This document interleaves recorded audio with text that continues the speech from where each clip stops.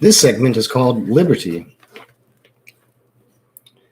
Prison guard Serpival Lance suppressed a yawn and withdrew into the sentry alcove, just a little further down, to get out of the driving wind and dust. The permanent tempest howled around the roof of the tower, all but obscuring the ruddy lights that shone from the edge of the landing pad, only a dozen meters away.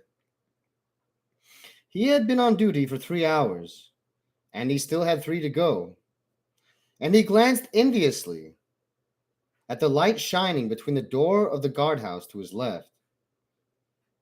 Here he was, wrapped up in his heavy weather coat, hood pulled tight around his face, while the others laughed and played cards inside.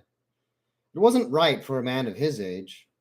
He had served the Emperor on this prison planet for 30 years, and still he was stuck out here, on Emperor-forsaken nights like this. His misanthropic musings were interrupted when the internal comm speaker squawked behind him. He pressed the receiver rune and bent his aching back to listen closely. "He's come back. Due to land in a few minutes."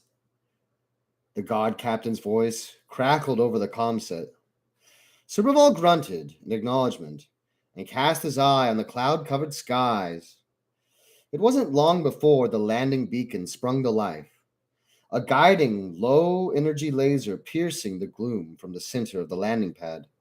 Shortly after, answering lights could be seen glimmering in the darkness as the shuttle descended, the howl of its engines growing clearer and clearer as they drew closer and blotted out the noise of the wind.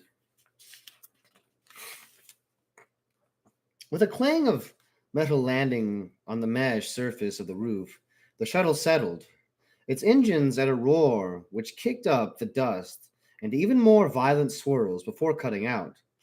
An erratically wobbling entry gantry extended from the docking area and connected with the shuttle's hatchway. The door opened and banged against the shuttle fuselage, and a tall uniformed figure stepped out. Three guards in the tower spilled out and stood to attention by the doorway into the interior. The Imperial Guard officer said something to them and pointed inside the shuttle.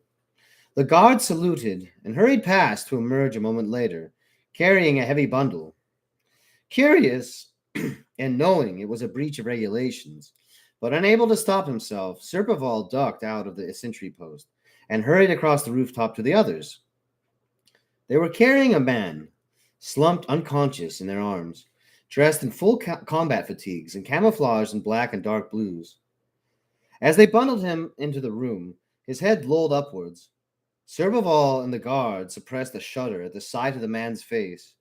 It was horrifically scarred, crisscrossed by wheals and cuts, bullet grazes and burns.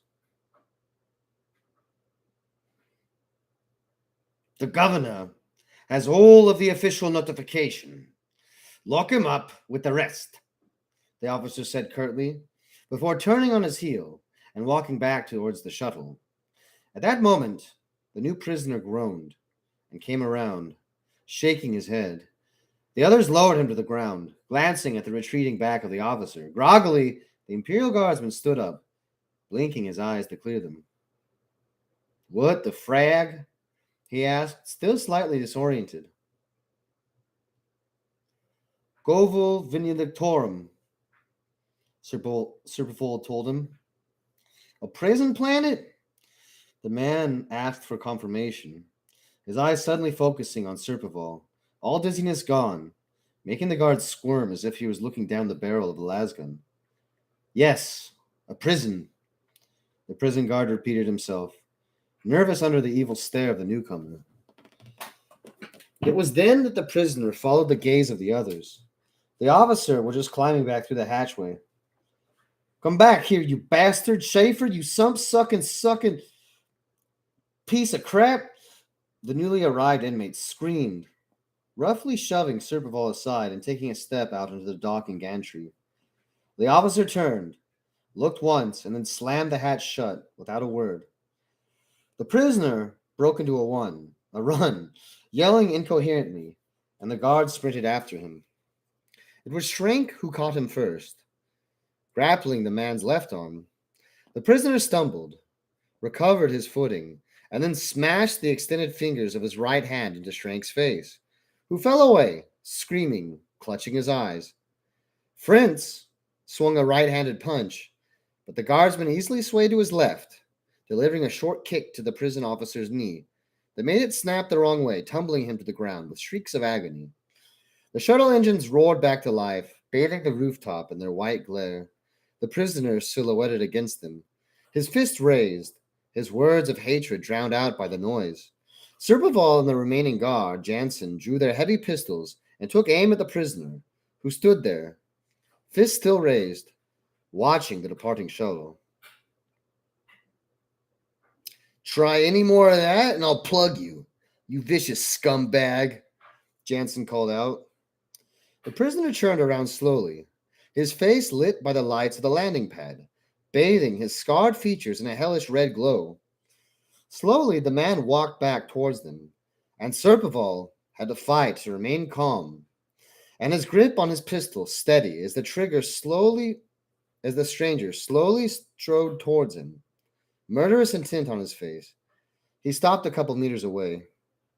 Just take me to my fragging sail before I take that pistol off you, the man growled, nodding towards the gun in Jansen's shaking grip.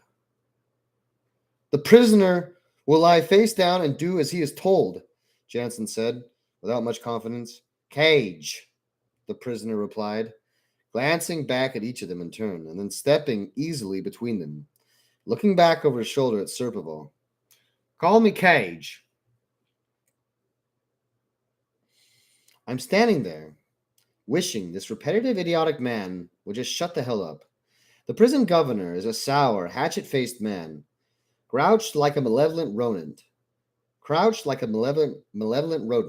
behind his massive desk.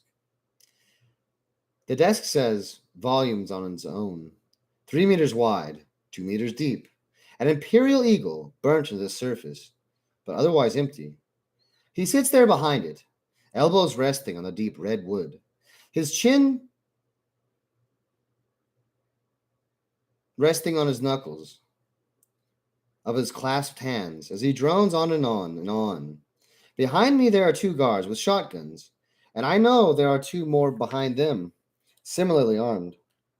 They really don't trust me in here with their commander, which is why you will adhere to these rules at all times, Governor Scandalgrist is saying, peering over at me, a pair of half-moon glasses.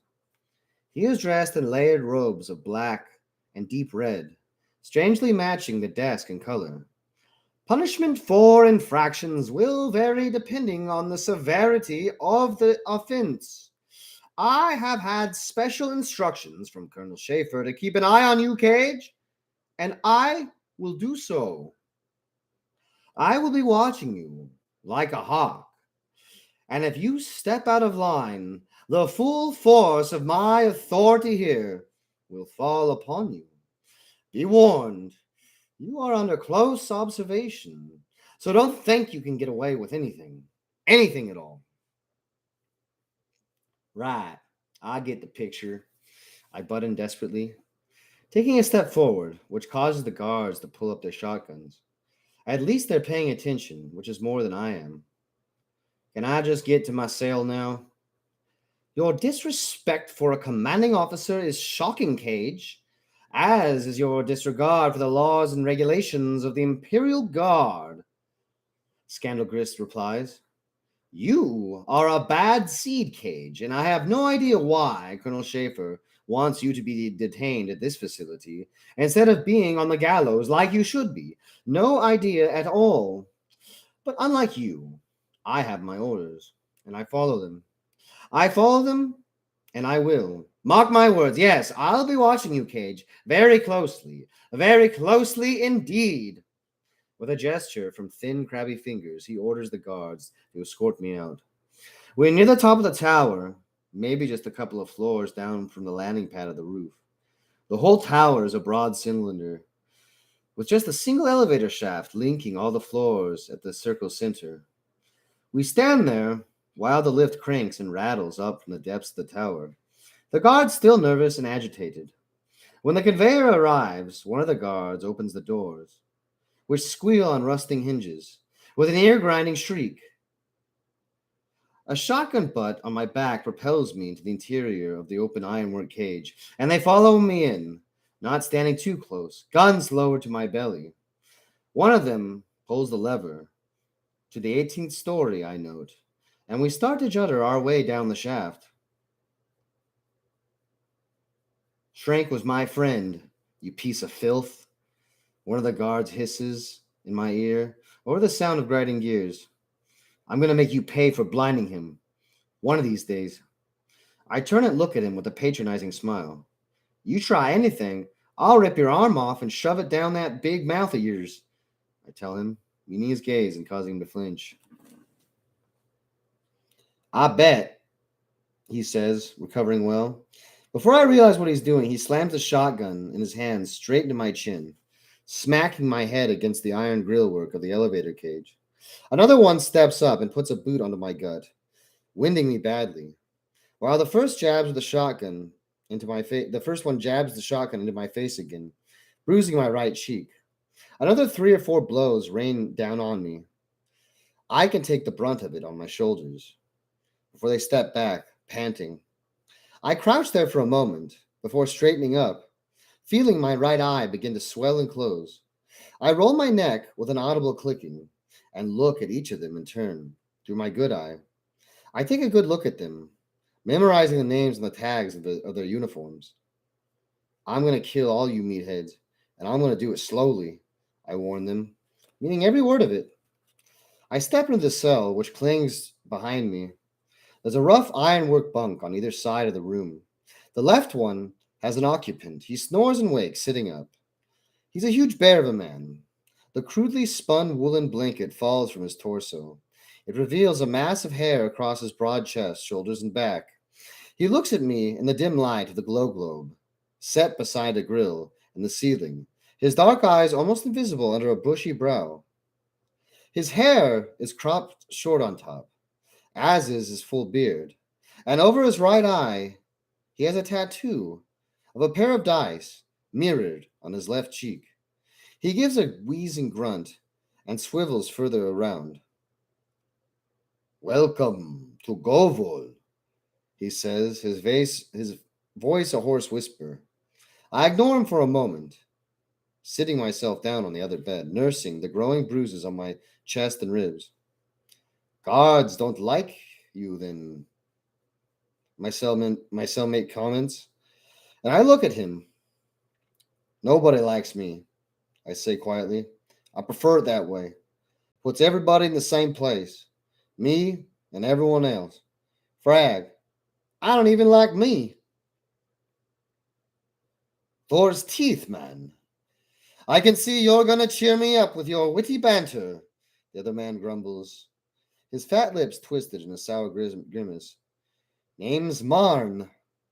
Cage, I say, offering him my hand to shake. He leans forward. I see he really is hairy pretty much all over. He takes my hands in his massive paw, giving it a firm squeeze, which I return. We sit there for a couple of seconds, measuring each other up. You're not going to give me any trouble, are you? He asks, letting go. I keep to myself. And if you do the same, we'll get along fine. I'm not much for gambling and gossip, I reassure him. In fact, these are the last words we say to each other. In fact, if these are the last words we say to each other, that wouldn't bother me for a moment. Well, he says, rubbing his hand across his head and lying back down again. You don't have to go that far, man. But we're cellmates, not friends. Damn right, I reply, unlacing my boots and placing them neatly under the bed.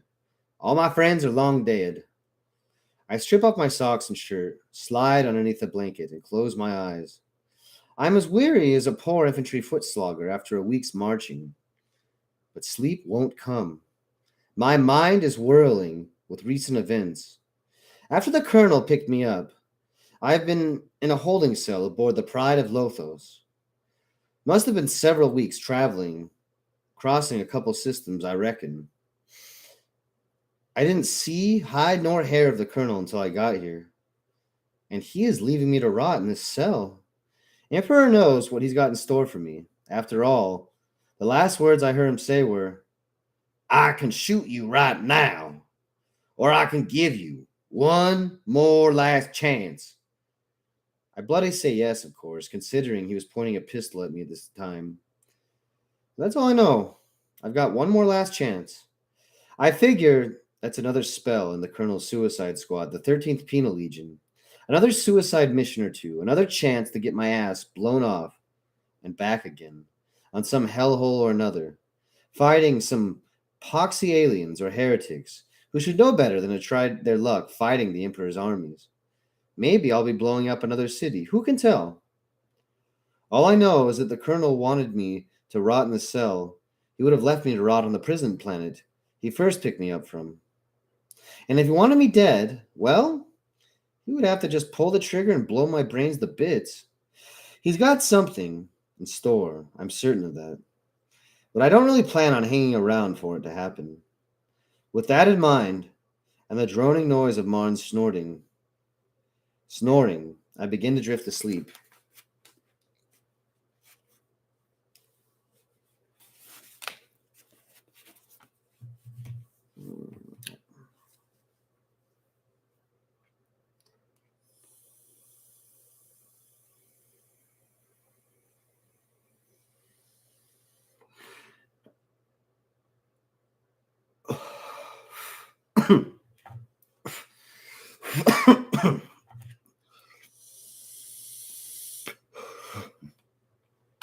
The clatter of bowls and plates fills the mess halls as the inmates sit down with their food.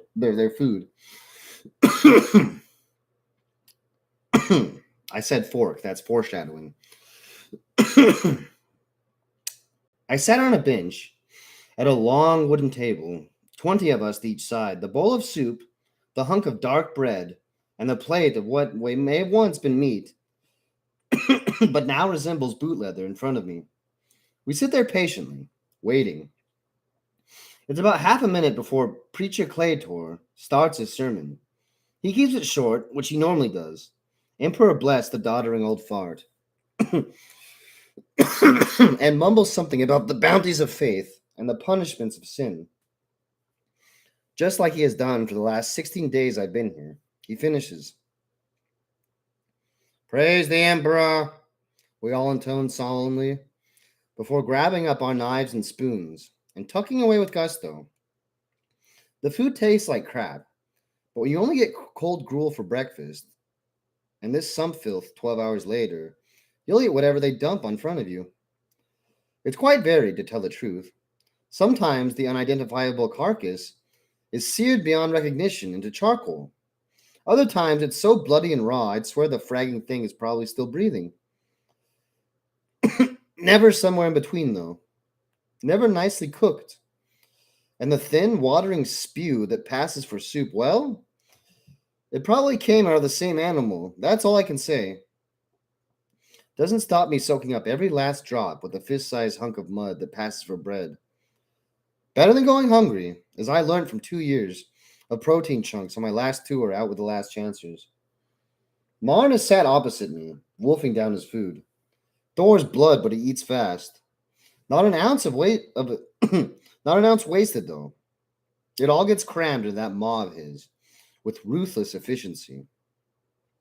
It's like watching a well-oiled machine at work, both hands working simultaneously, his jaws chewing constantly, barely pausing for a split second for him to open his lips and shove another quivering spoonful into his mouth.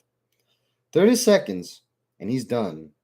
Well, I'm barely halfway through the soup, which is piping hot, if nothing else.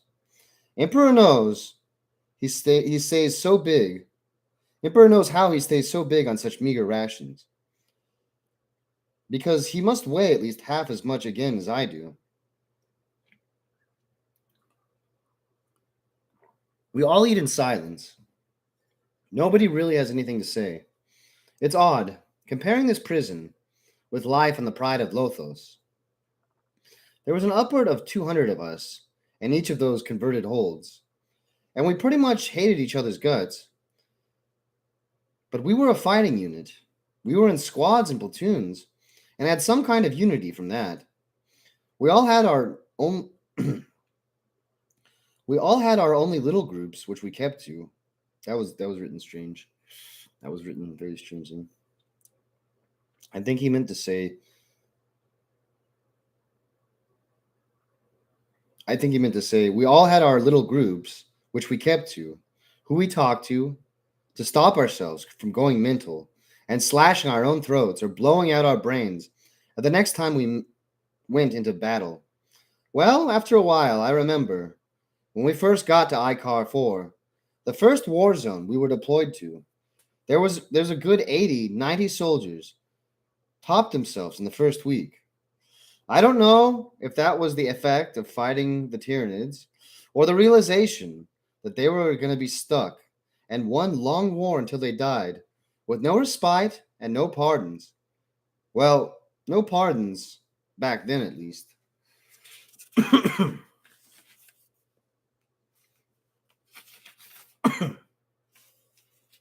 Here, it's every man for himself. There's you and a vague bond with your cellmate, and that's it. It's driving me nuts. And no mistaking, I wake up at first light. Well, when the glow globes on the landing outside the cells come on anyway. I never have been a heavy sleeper. I'll wake up at a gnat's cough. I lie there for maybe 3 hours more before breakfast call. Then we're roused out, herded to the hose rooms to get washed down. And then we come down here to the mess hall at the bottom of the tower. It takes forever. Only a handful of prisoners and twice as many guards in the lift at one time. It's really an inefficient system for moving large numbers of prisoners around. Perhaps I'll make a complaint to the governor. Anyway, it takes the best part of an hour to get the 200 or so prisoners into the hall. And then we all queue up for our slop. We sit there while the guards hand out the knives and spoons, and the preacher totters about, waving incense around the rusty old burner that usually hangs from his belt, staining his white robes, browny orange, down his left leg. Then it's 5 minutes to eat soup. Another wait while they count the knives back and gather the spoons and dishes. Then back in groups of 20, up to the exercise hall on one of the middle levels for 2 hours. After that, back to Marn's quiet company for 9 hours until the whole meal ordeal is repeated for dinner. Then it's lock up and shut up. Diaz is holy ass, but I'm bored out of my wits. All my bitching about the suicide missions and getting my face blown off. I'd rather just be out there with the colonel doing whatever insane thing it is that he's doing than stuck in here slowly getting older, with my brain dribbling out of my ears. My resolve hardens.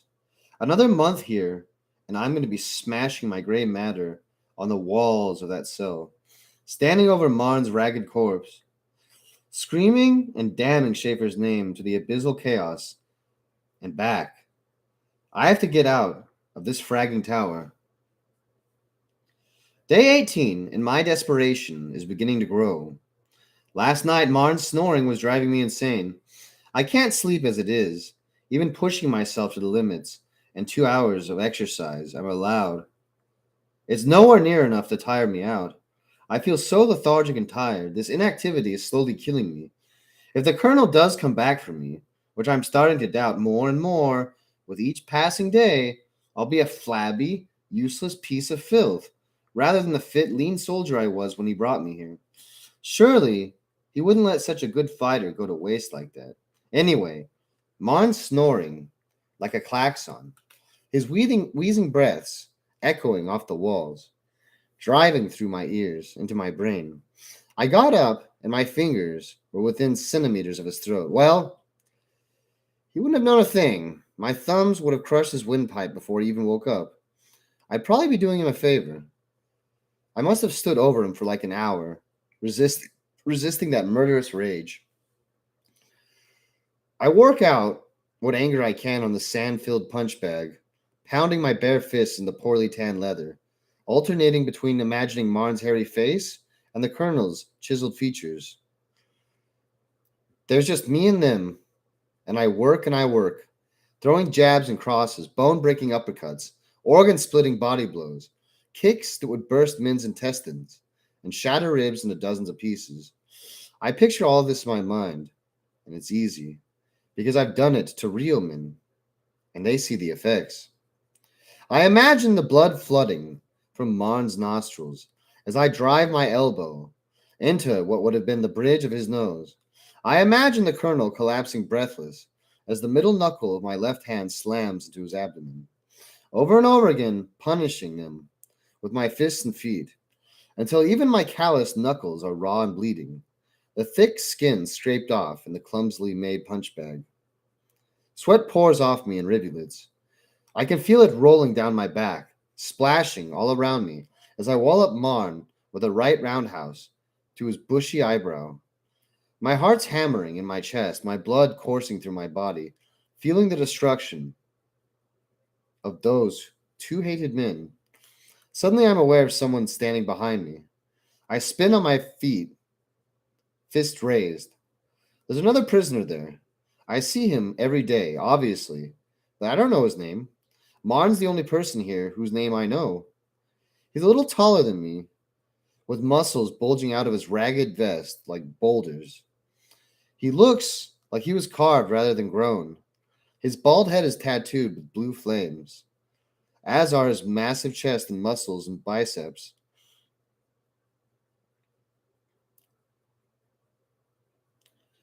You've been on that for ages. My turn, trooper, he says, nodding towards the bloodied punch bag. I think it realizes you don't like it. I'm not finished yet, I tell him, turning away and taking up my stance again. I wasn't asking, he barks, shoving me to the side, almost knocking me off my feet. Frag off or I'll kill you, I warn him, squaring up. Go play with the others, pretty boy. He laughs. He stops laughing when the extended fingers of my right hand slam into his throat. He reels back, and I follow up immediately, slamming my left hook into his jaw, his face already reddening from choking, and then catching him under the chin with the heel of my right hand. I hear shouting and chanting start around me, but I don't listen, focusing on this bastard in front of me instead. He flails madly, forcing me to duck, and I rise. My right fist drives straight into his nose, ripping open a nostril and crunching cartilage. He stumbles back against the bare stone wall, and I feel, rather than see, the other prisoners and the guards forming up around us. The noise is blocked out by the roar of blood in my ears. A spinning kick to his midriff hurls him back towards the wall as he rebounds towards me, and I get my whole body weight behind the next punch, driving it between his eyes and smashing his head back against the unforgiving stone, leaving a bloody stain as he slumps back to one side. That's enough, I hear someone shout, and a guard's gloved hand closes around my right hand. With a simple twist of my hands, I snap his arm at the elbow, not even turning around, and drive the heel of my left boot into the other prisoner's face again, crushing his jaw and cheek and pounding his head against the wall once more. He flops to the ground, and I stamp his neck for good measure, feeling the crack of his spine snapping like a twig. Then something hard smacks in the back of my neck, stunning me and forcing me to my knees. I see the baton swing across my face and feel a sharp pain across my forehead before I fall unconscious. I'm stood to attention in the governor's office again, nursing a bump on my head, the size of Terra, and still feeling groggy. There's 6 armsmen in here with me. I figure that the governor's not one to take chances. I am sure I don't have to tell you that this kind of behavior is wholly inappropriate to a military facility, whether it be a garrison or a prison, he tells me. I understand well the pressures placed upon our inmates, and that occasionally tempers will flare, In fact, given our population, I expect instances of this now and then. We have highly trained, aggressive soldiers pinned up here, and the fuses can be short on occasion, with no outlets for that professional aggression. In most cases, I am lenient and understanding. That's very broad minded of you, sir, I say, resisting the urge to rub the bruise on my forehead. However, Scandalgrist continues with a howl of annoyance, I cannot tolerate the death of another prisoner at your hands. Fighting and brawling I consider an unpleasant but necessary evil of running a vincularium. Murder, I do not. Murder, cold blooded or otherwise, is not an option, and an example will be made of you. That's ridiculous, I snort, earning another stare from the governor. I've been trained to kill. That's what I do. What do you expect? It's the whole point of fighting, isn't it? You are trained to fight and kill under orders, Cage, he snaps, standing up, his expression hard. You were trained to be a disciplined killer, to exterminate the enemies of the Emperor as ordered by your superior officers. You were not trained to kill every man or woman who happens to disagree with you. You are so far out of line, Cage, and you do not even see it. If I cannot convince you, perhaps the whip can. As the authority of the Imperial Commissariat on this world, I sentence you to 24 lashes to be carried out before breakfast tomorrow in front of the other inmates. I could and would normally order you executed for this heinous, malicious act, but given specific orders I received from Colonel Schaefer, that is not an option available to me. Take him away. He spins on his heel and clasps his hands around him. Ignoring the armsman grabbed me by arms and roughly bundled me out of the room. Costas should get the honor, one of them says to the others. I remember that name. It was the guard who attacked me on the elevator. The solemn beat of a drum echoes around the exercise hall. Those walls are lined with the assembled prisoners and guards. At one end, a wooden slab with two chains hanging from thick rings is propped against the wall. The governor stood next to it. Two guards walk in front of me, with four others behind them, my punishment escort. At a slow march, we pace across the hall, in time to the drum. I look at the sea of faces, recognizing none of them. They're just a blur of different colored flesh, all wrapped up in the same drab gray prison fatigues. Prisoner and escort, halt! Commands the governor, his voice surprisingly loud and strong. We all halt, our boots clashing in unity on the bare boards of the floor. Prisoner, advance! The governor orders me forward, and I step out sharply, my chin high, looking at the chains on the wooden board. I spread eagle myself on the board, and the two guards step forward and clasp the manacles around my wrists before pulling the chains up, stretching me out, fastening them to bolts screwed into the top edge of the slab. One of them offers me a leather strap, and I open my mouth and he places it between my teeth. This isn't the first time I've taken a whipping. I know the routine. I bite down hard, vaguely wondering who else's mouth the leather bit has been in.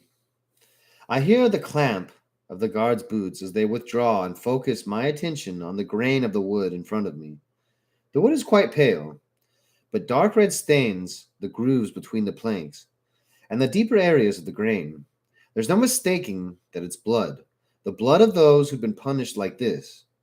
There are a few score marks above my right shoulder, though I can't think what would have caused them.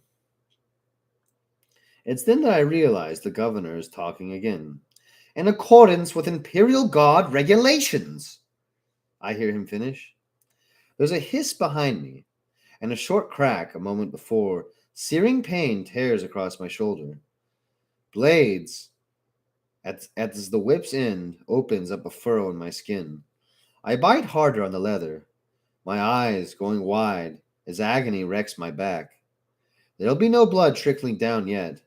It'll be 5 or 6 more wheels split into cuts and gashes. Another hiss and crack, and more pain.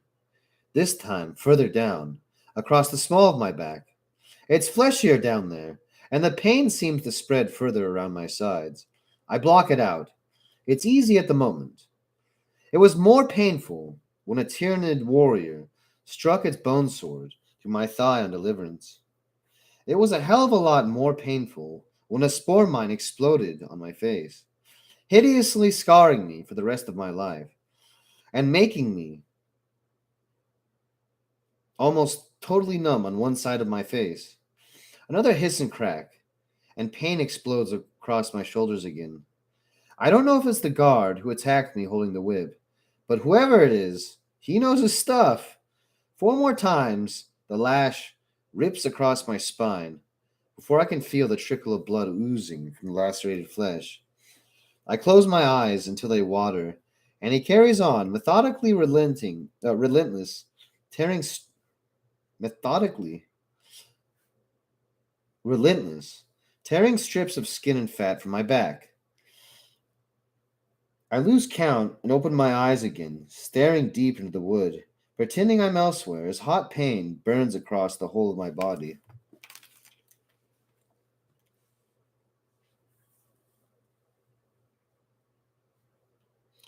I glance up and see blood leaking out of my clenched fists and on the chain. From where I'm clenching my hands so hard my nails have broken through the skin. I relax them, only to tighten my grip even more when the next lash strikes me. And that's how it goes until the sentence is carried out. My eyes are watering, my throat is constricted, and my heart is hammering in my chest. But not once do I cry out. I take the path, and I take it deep inside, storing it away, using it as fuel for myself. My life has been built on pain. Pain that I'll throw at my enemies. Pain and agony that I am saving up for the colonel. As the guards unfasten the manacles, I give a grunt, only being the only noise to have passed my lips. It's a grunt of satisfaction, because deep inside, that pain is boiling around. And I'll come out one day when the colonel's throat is in my grip. This is just another episode of pain and hate in my life that he's created for me. And I'll pay every second of it back to him. Every second. It's 4 days of agony before I can even start thinking straight again. Laid up in the tower's infirmary, my back swathed in salt water, soaked bandages. It hurts like a bastard, but the salt will help my tattered skin knit itself back together. The prison surgeon, some inmate called Stronneberg, had to put a few stitches in the worst of the cuts, but my back is so numb by then that I didn't feel a thing. The day after, I'm out of the infirmary, and then I begin to plot my escape. There's only one way out of the tower, and that's the roof. If I can get up there, perhaps with a rope or something, I'll be able to scale the outside and get to safety. There's one problem. The only way up to the roof is the elevator. I have to find some way of gaining control of the elevator long enough to reach the top. I'm not sure yet how to do that, but I know a weapon of some kind will be needed. I have to work out a way of making a weapon, easily concealed, but deadly. The answer comes to me during dinner the next day. As they've always done, the guards clear away the knives first, keeping careful count of them. I'd never get away with one of them. However, the spoons, on the other hand, are just cleared away with the rest of the dishes, without too much attention being paid to them. At breakfast, the day after, I make my move. Everybody's finishing their gruel.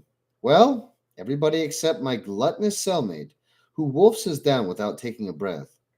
Next to me is a slim man, with tawny hair and a drawn face. To be honest, I've never noticed him before. I've always sat fixated watching the eating machine on the opposite side of the bench from me. Today, however, he becomes the subject of my attention. I rise to my feet with a roar, smashing his dishes and mine across him. What did you say about my mother? I bellow at him, grabbing him by the collar of his prison vest. He snarls wordlessly at me and swings a punch, which I put my head down into so his fist cracks against the hard part of my brow. I heave him up towards and slam him down on the table, scattering more bowls and spoons and cold gruel over those nearby. The prisoner opposite to me, and my right, lunges at me across the table, and I drag the skinny man upward. So the other inmate's punch slams squarely across his face. Letting him go, I turn to the man on my left, seeing out of the corner of my eye that Marn is starting to lay into the guy who tried to attack me. Pretty soon, there's 7 or 8 of them balling around me. One of them punches me on the chin, and I roll with the blow, hurling myself over the bench and rolling under the table. Quickly, I snatch up one of the discarded spoons and shove it into my boot, pulling my fatigues out of them to hide the long handle. I shelter there for about half a minute more, and then emerge as the guards break.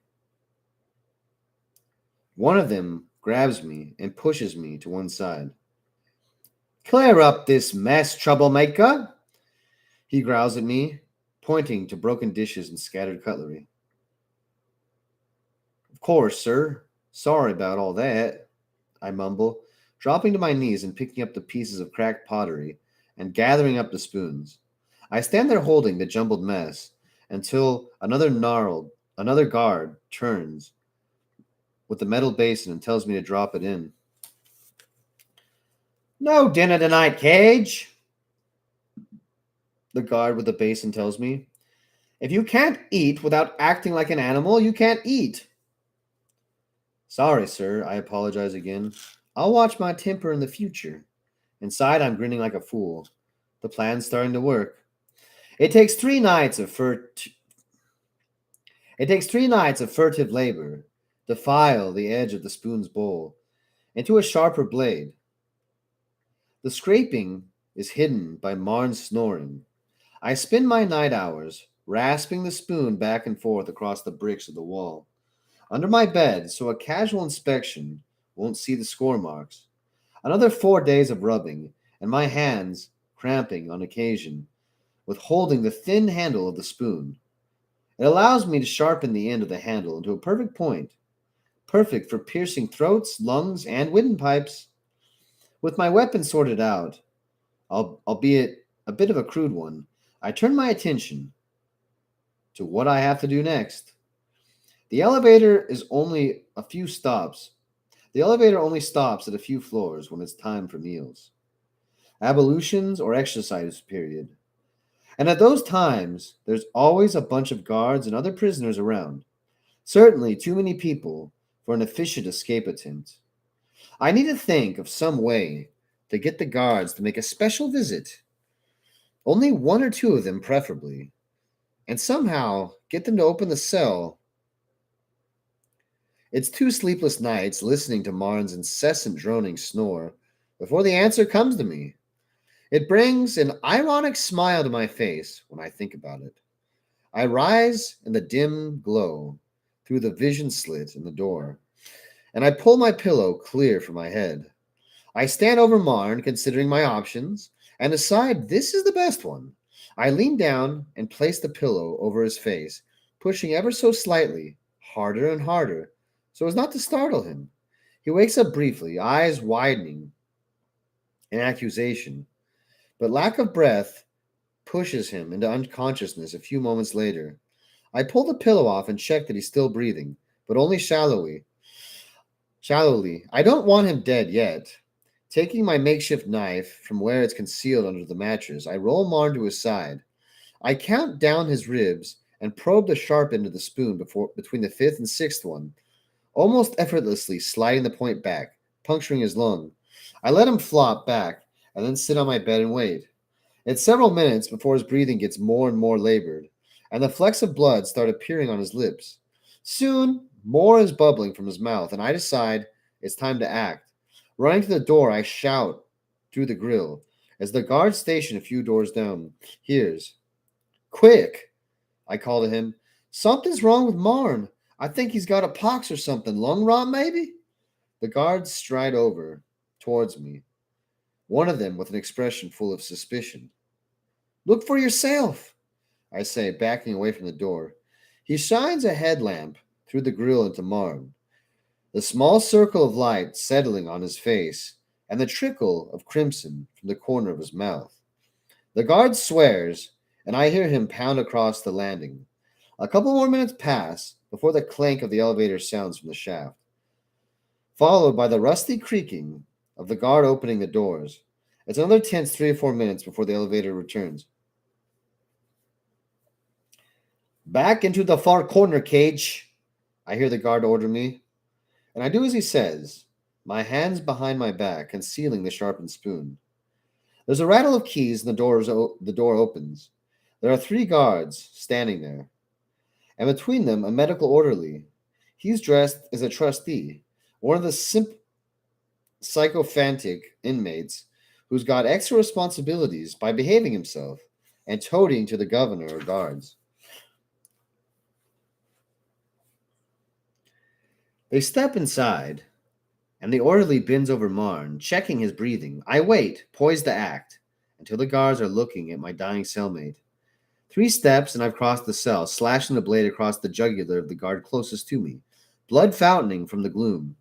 I kick the next guard hard in the chest, hurling him against the wall, and wrap my arm around the startled trustee's throat, the point of the spoon hovering next to his right eyeball.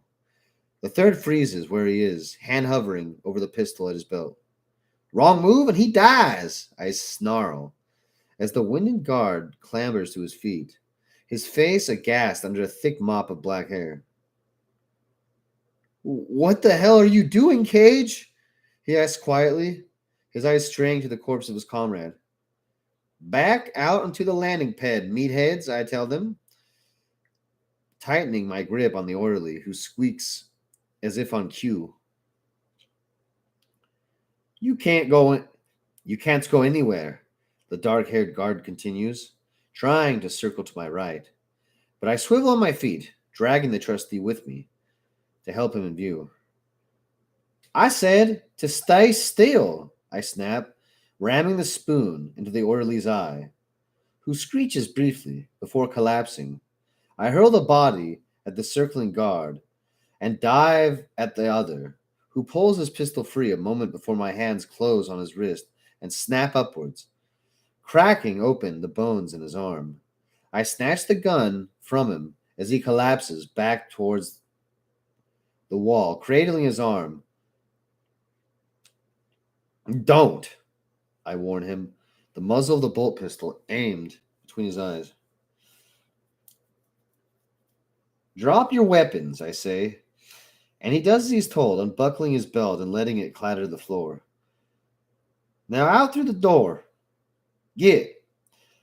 I wave him on his way, darting a glance at the guard with the broken arm, but he's slumped on the floor, whimpering. Hooking his weapons belt over my shoulder, I follow the guard to the landing pad.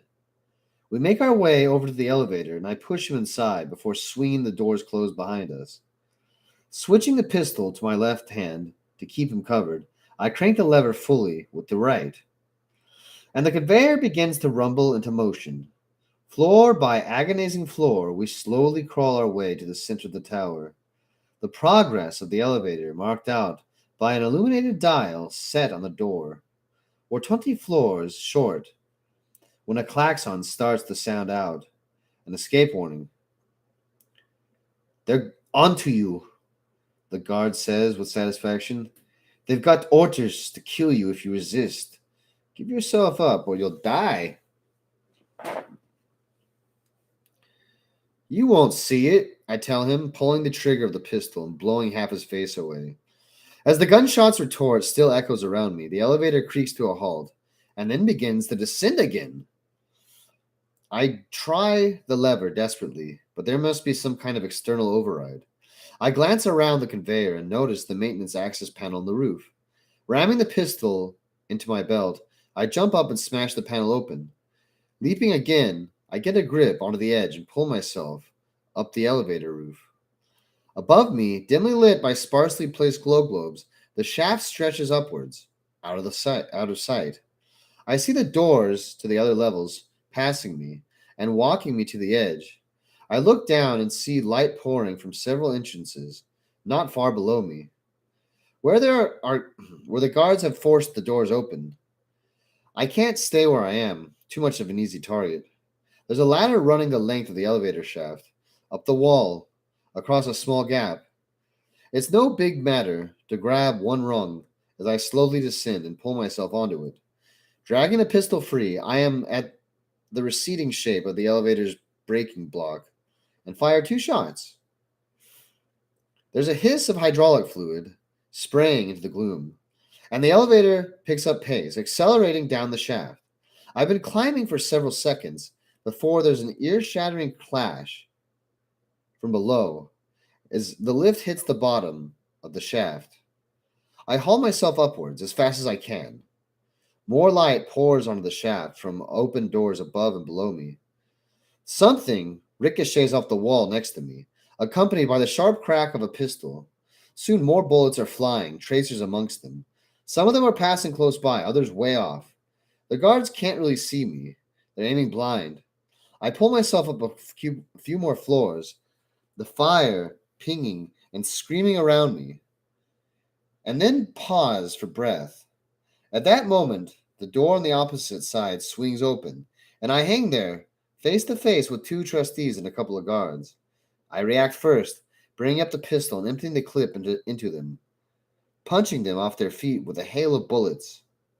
The shots at me intensify from above, and I swing off the ladder onto a small maintenance alcove just to my left. Crouched there, I discard the empty pistol and pull the other free from my belt, throwing that down the shaft as well. I crouch the edge of the alcove and fire a few more shots upwards, aiming for the rectangles of light that indicate open doors above me. There's a scream, and a guard comes toppling out, falling past me. Realizing it's only a matter of time before they get me if I stay here, I jump back on the ladder and carry on climbing. My shoulder and arms burn as I drag myself up rung by rung, the wounds on my back opening again and causing blood to trickle down onto my fatigues and soaking my vest. I pause occasionally to fire at the shapes of guards I see peering and shooting from the open doors above. And by keeping their heads down in this way, I make good progress. I've climbed perhaps 24 floors when the elevator chain begins to grind into action once more, so I figure the crash didn't take it out of commission permanently. I redouble my efforts, pulling myself up rung by rung, trying to outrun the approaching lift, whilst also firing up at the opening above me. More shots flare around me from below, and I glance down and see firing through the open work of the elevator roof, about 10 stories below. I fire back down at them, trapped in a horrified crossfire. Swinging desperately from the ladder, I wait until the elevator is just a few floors below, before jumping off the ladder, firing down as I leap on the roof.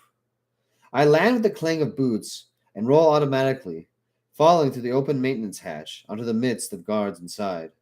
I pull the pistol point blank into the gut of one and twist, bringing the butt of the pistol smashing across the face of the other. I punch a third in the throat, crippling his breathing.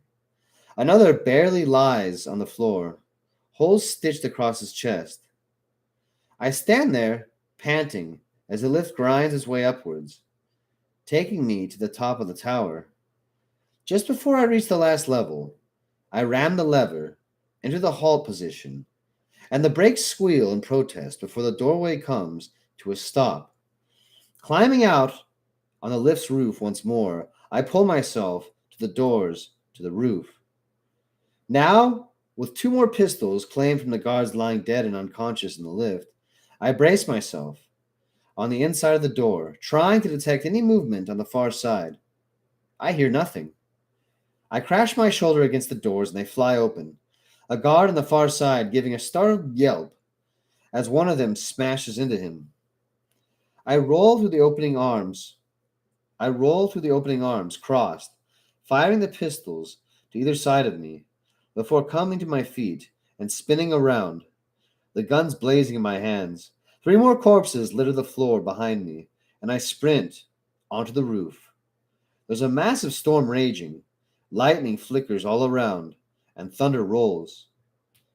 The wind howls across the tower, stinging my flesh and whipping up a cloud of dust and grit. Behind me, I hear more shouts and realize that there are more wardens spilling from the guardhouse. I pay no heed. I run for the edge. I climb down by a handful if I have to. I jump up onto the parapet that runs around the tower roof and stop. In the light of the storm, I look over at Govul. Far below me, the tower stretches down to a rocky mesa. Beyond that is a flat, featureless plain.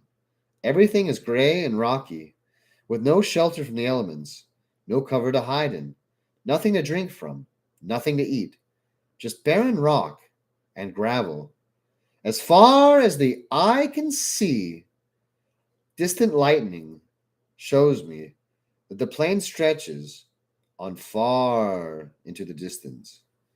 There are no hills, no mountains, nothing, just a massive expanse of desolation. There's nowhere to go. I hear shouts from behind me, and shots wind past. I raise my hands above my head and let the pistols fall from my fingertips, feeling numb. Nowhere to go, nothing to do, except wait here for the colonel. The colonel. As I think about him, the pain flares up inside me. The burning anger builds in my gut and chest. I clench my fists above me as the guards close in and scream into the storm. Schaefer! I shriek. Come back here, you bastard!